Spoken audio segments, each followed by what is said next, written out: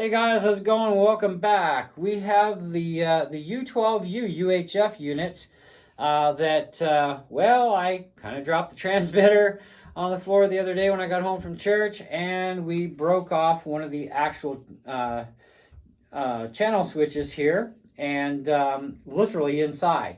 The switch itself broke right off the PCB. I was like, okay, there's no screws to get into this thing. It snapped apart. One thing I will say though, in case this happens to you, if you actually buy these and it happens, these forks are somehow pinned on. I don't know by what, but they had to be broken free to get the top off. But first I had to get this part off, which pried off. And you're going to break a few of the pins, so just snap them all off. And you're going to have to glue the thing back on after. Snapping all the rest of it apart, okay, the clips break. So yes, portions of this will snap back in, but the rest of it is likely not going to, especially on this side where the wire runs along. I actually had to super glue. So what I did was I took super glue around the perimeter of the frame and popped it all together. Got that on there, got the window back on with some super glue.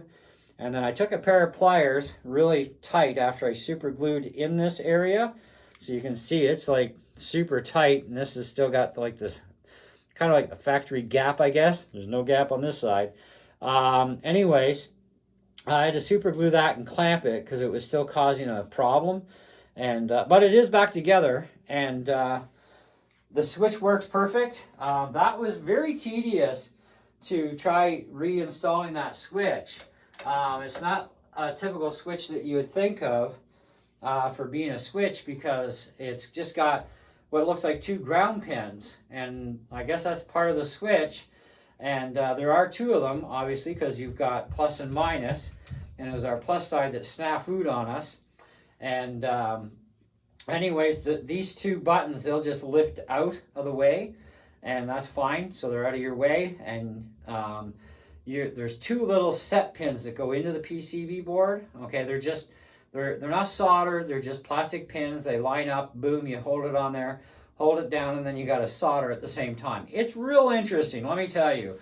But you're going to have to reball the tops where the switch broke off of before you can reinstall the switch back on, like to re-solder it in place. And it'll work as long as you don't screw anything up. And I guess I got lucky because it works. So now it's back to up and running.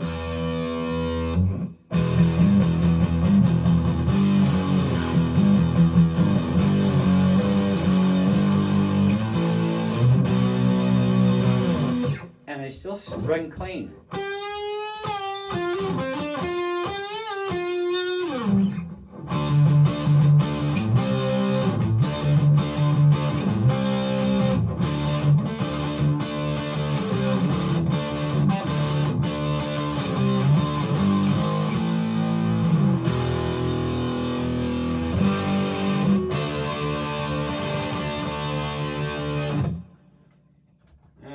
Clean channel.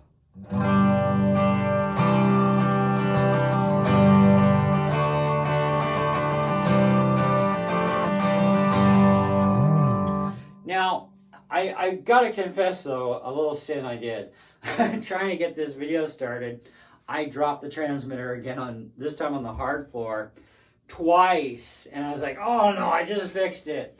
Nothing broke. I was like, thank you. Right? But, yeah, I gotta stop this Butterfinger thing here. Especially on the hard surface, it's worse, because you see my floor here, right? And underneath it's concrete, my in-floor heating, so it's a pretty solid floor. And these broke from just hitting my carpet that's on the floor, right? And the carpet's like not even 1/4 of an inch thick, so it's like, oh. But surprising that it broke on carpet, though. But happy to say the repair went well. I did tell you guys I would let you know if the repair was successful, then hey, we're going to hear about it. And if it's not successful within a certain time period, you would not see a video. Turned out, I got motivated today, I was bored, and I decided let's try and fix this if we can. And so yeah, it went successful, and everything's good. That doesn't mean that I'm going to keep using these back and forth all the time. I'm actually going to use this set at the house. I ordered a brand new UHF set that the quality far surpasses these, apparently. We're going to see, because I watched a few YouTube videos. Actually, the stupid thing was I watched them after I ordered them, but I figured, you know what, for 90 bucks, and I got, I think it was like $6 off or something, but by the time you add back in the taxes, you're still back to 90 bucks anyways. And they're UHF as well. And but they do have some really, really great reviews. And one guy actually plays shows with them, and I'm like, okay, normally I wouldn't even do anything for, like, you know, touring or any of that sort of stuff, unless it was Boss, right?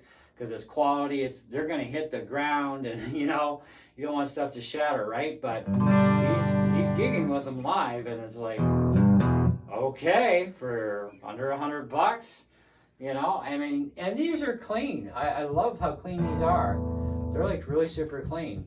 So, and really super nice for distortion.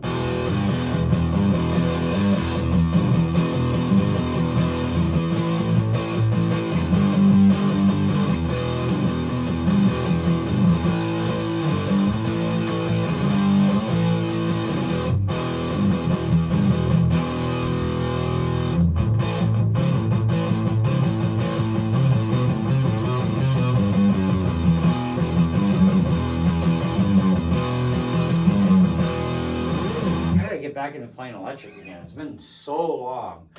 I'm rusty. But success. We won this battle anyways.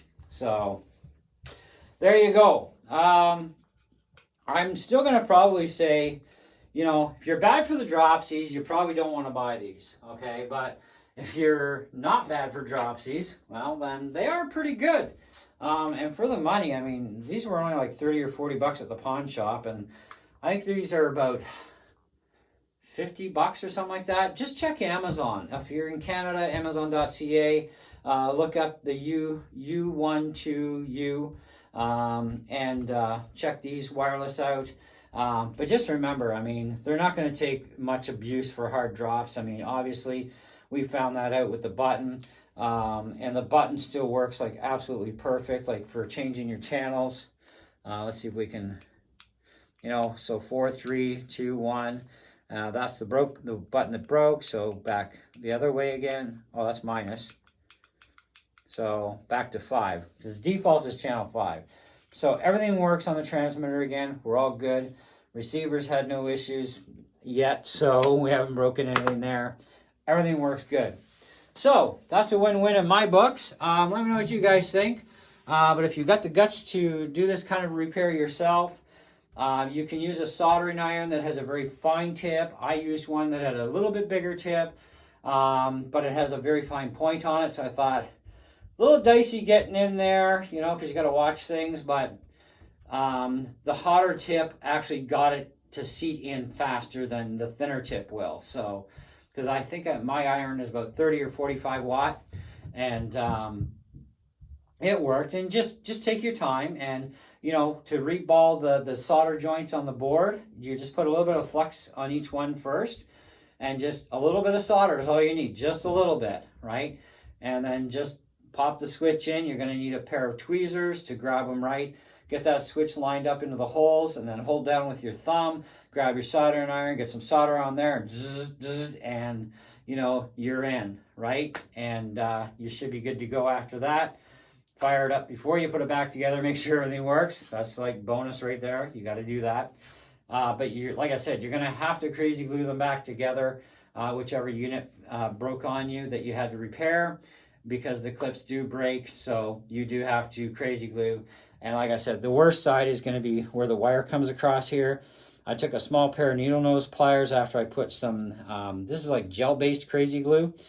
And I ran some into the slot, clamped it really tight, and with just the pliers. And then I wrapped the pliers with some duct tape to hold that firmness there. Let it sit for about 2 hours. So this way you know you're good to go. And then clean off the excess with a knife edge to peel away the uglies. And you're back up in business. So anyway, let me know what you guys think in the comments below. But like I said, this is now going to be my new set for in the house only. because the new set I ordered, that's what's going to be used for going back and forth to church with, or outdoor events, whatever I'm doing with anything that involves wireless between electric or acoustic. And these do, by the way, work fantastic on acoustic guitars and electric guitars with the UHF. They are just really nice. And at least you don't have to worry about that 2.4 or 5 gigahertz interference that can happen a lot. That's the problem I have with my Boss. I believe my Boss are like 2.4. And even though they have 14 channels, I still can't get through enough of them to get them to work right in the house. But they were working fine in the church, but now they're acting up at church, so Lord only knows. So I'm like totally sold on just sticking with UHF stuff from this point on. It's just less hassle altogether. Anyways, thanks so much for watching. See you in the next one.